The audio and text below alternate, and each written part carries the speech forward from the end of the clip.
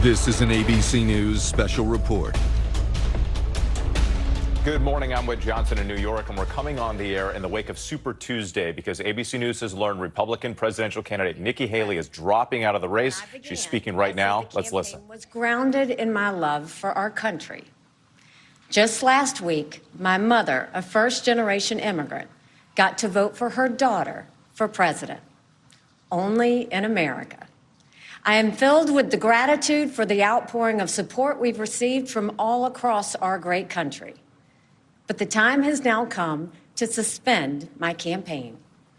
I said I wanted Americans to have their voices heard. I have done that. I have no regrets. And although I will no longer be a candidate, I will not stop using my voice for the things I believe in. Our national debt will eventually crush our economy. A smaller federal government is not only necessary for our freedom, it is necessary for our survival. The road to socialism is the road to ruin for America. Our Congress is dysfunctional and only getting worse. It is filled with followers, not leaders. Term limits for Washington politicians are needed now more than ever. Our world is on fire because of America's retreat. Standing by our allies in Ukraine, Israel, and Taiwan is a moral imperative. But it's also more than that. If we retreat further, there will be more war, not less. As important, while we stand strong for the cause of freedom, we must bind together as Americans. We must turn away from the darkness of hatred and division. I will continue to promote all those values, as is the right of every American. I sought the honor of being your president. But in our great country, being a private citizen is privilege enough in itself. And that's a privilege I very much look forward to enjoying. In all likelihood, Donald Trump will be the Republican nominee when our party convention meets in July. I congratulate him and wish him well. I wish anyone well who would be America's president. Our country is too precious to let our differences divide us. I have always been a conservative Republican and always supported the Republican nominee. But on this question, as she did on so many others, Margaret Thatcher provided some good advice when she said, quote, "Never just follow the crowd. Always make up your own mind." It is now up to Donald Trump to earn the votes of those in our party and beyond it who did not support him. And I hope he does that. At its best, politics is about bringing people into your cause, not turning them away. And our conservative cause badly needs more people. This is now his time for choosing. I end my campaign with the same words I began it, from the book of Joshua. I direct them to all Americans, but especially to so many of the women and girls out there who put their faith in our campaign. Be strong and courageous. Do not be afraid. Do not be discouraged, for God will be with you wherever you go. In this campaign, I have seen our country's greatness. From the bottom of my heart, thank you, America. God bless you. Nikki Haley, the former governor of South Carolina, former UN ambassador, right there announcing that she is suspending her campaign and dropping out of the race. She stopped short of endorsing the former president, Donald Trump, and instead saying she congratulates him, wishes him well. She said, "We must bind together as Americans, turn away from hatred and division." She also noted it is now up to Donald Trump to earn the votes of those who did not support him. This is now his time for shooting. Of course, all of this comes after Donald Trump's significant win on Super Tuesday, winning 14 of 15 states.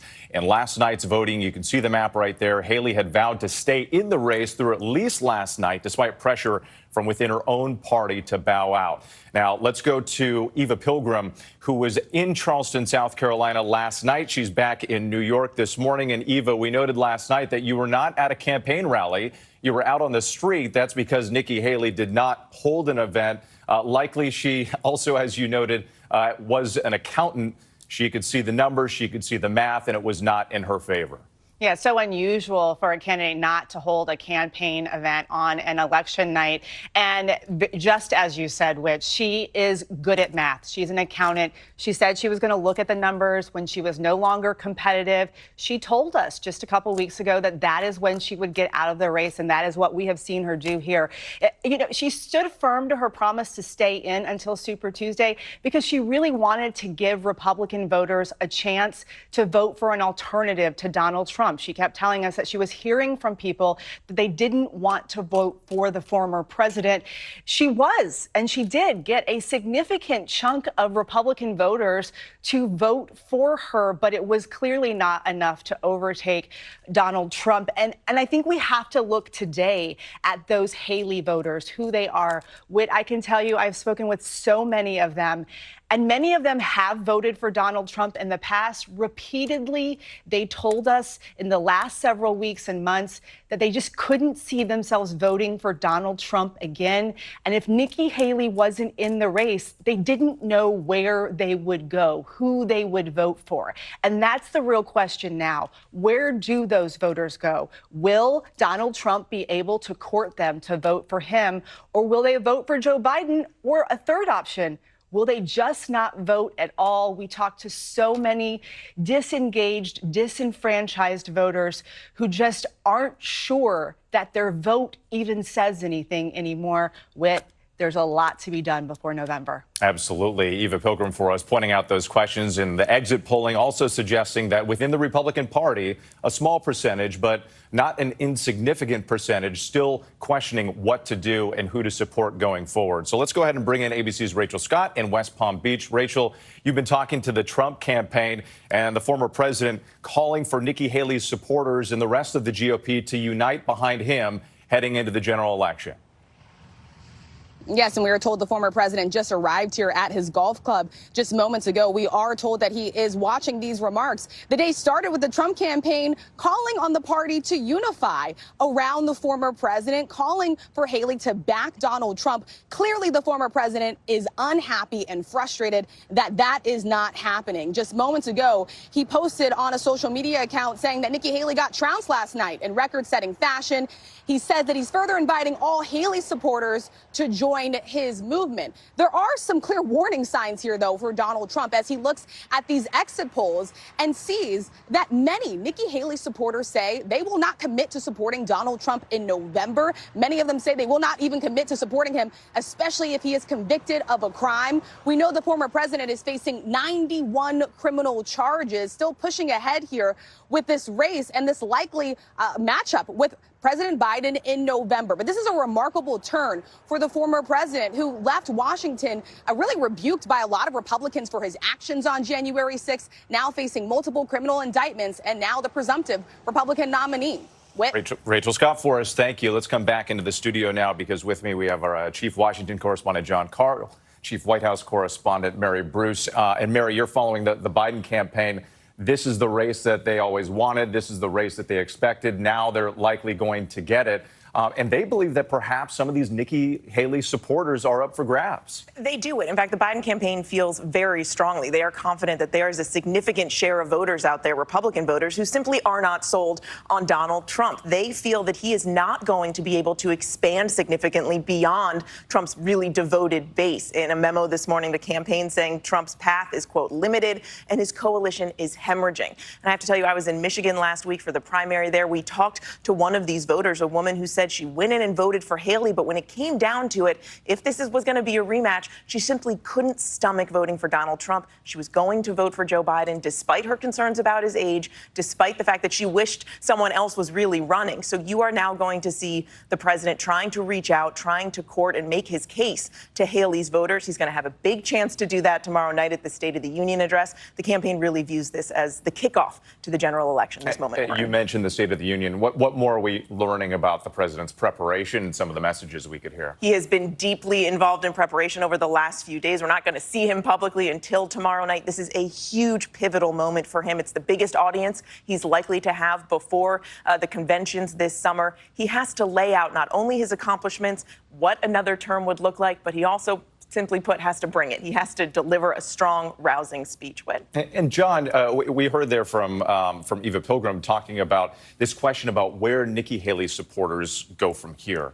Nikki Haley asking Donald Trump to actually try to win them over, try to earn their support. What are we likely to see from Trump and his response to all this? And do you think an endorsement could be possible down the road? There's going to be a lot of speculation about whether or not Haley will endorse. Trump will be obsessed with this question in the days and weeks ahead, demanding and becoming angry if the endorsement does not come. I don't think Nikki Haley's endorsement will mean much of anything at all, because Nikki Haley went state after state, getting in the early primary states 40% of the vote. Now, in yesterday's Super Tuesday states, about 22% if you add them all together. Those were not people that were voting because they loved Nikki Haley and were going to follow Nikki Haley to wherever they were going to go. They were voting to register a protest against Donald Trump. And that's why you saw in the exit polls, not just last night, but in the earlier states, Nikki Haley voters saying that they are not, overwhelmingly majority of them, saying they are not inclined to vote for Donald Trump. So the big challenge here is, how does Trump get those voters? I thought it was interesting to hear Nikki Haley say that we need to turn away from hatred and division. Hatred and division are at the center of Donald Trump's campaign. Hatred towards those who he thinks have wronged him and America, and a very divisive message. I don't think Donald Trump is going to be out there actively courting these voters in a meaningful way. And you talk, forgive me right now, I understand that we are getting a statement from the Biden campaign. And once we get that up, then we'll come back to that. But I'm going to follow up with you, John, real quick with another question, because you were talking about some of the exit polling as well that reflected some of the major concerns going forward for former President Donald Trump. How do they go ahead and address those issues going forward? You have this, I mean, again, it's not a huge portion of the Republican Party, but it's enough to make a significant difference in a general election, especially when we talk about independents and moderates. Look, in a close race, this could be absolutely divisive. And let's say the obvious.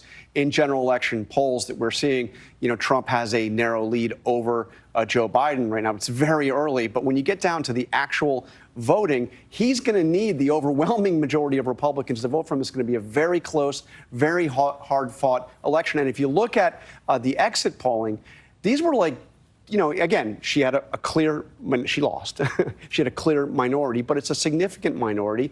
And not just on the question of will you support Donald Trump, but on a number of major defining issues. These are two different parties. Nikki Haley voters believe that the election wasn't stolen. Donald Trump's voters absolutely think it was. They have vastly different views on things like abortion and immigration and the economy. This is not like a turn the light switch and they're suddenly going to go to Donald Trump. And Mary, let's come to you. I understand that statement just came through from the Biden campaign. Our inboxes here. The president commends Nikki Haley for having the courage to run, and then, as expected, makes a direct appeal to her supporters, saying Donald Trump made it clear he doesn't want Nikki Haley's supporters. I want to be clear, there is a place for them in my campaign. He says he knows they won't agree on everything, but on the fundamental issues of preserving American democracy, that he believes they can find some common ground. And Mary, while I have you here, just to follow up on that, the Biden campaign has been saying from the beginning this was going to be a rematch. Polling suggests that many Americans did not want to see this rematch. And actually, recently, in recent days, the polls have even shifted in Trump's favor in a head-to-head matchup. How is the Biden campaign addressing that and looking at that trend? Yeah, look, they know this is going to be a very hard-fought campaign, harder and probably tighter than they had hoped and had expected. But they view this as a moment to really crystallize for voters the real stark differences between these two. I think in talking with the Biden campaign, they feel it hasn't fully registered for voters yet that we are, in fact, headed for this historic rematch. They are well aware that voters dislike both of them. They wish this wasn't the moment we are in. They know that the challenge ahead is not just going to be in making clear the stark choice here, but also in encouraging voters simply to get out and vote. This is going to be a race largely about momentum and support and enthusiasm. They also see collective amnesia as a problem, is the way they see it, that people have forgotten what it was like, especially in Donald Trump's last year in office, that people have forgotten the way his term has ended, and they haven't paid enough attention to what he would actually do if he got elected again. So this is the beginning of a very long general election campaign. I would not put too much stock into polls right now saying how voters are going to vote in November. Just about 8 months to go. John Yeah. Carl, Mary Bruce, our thanks to Rachel Scott and Eva Pilgrim as well. We're going to return you to regular programming now, and for some, that is Good Morning America. Of course, our coverage continues on ABC News Live, abcnews.com. David Muir will have a full wrap-up tonight on World News Tonight. For now, I'm Wade Johnson in New York. Have a great day.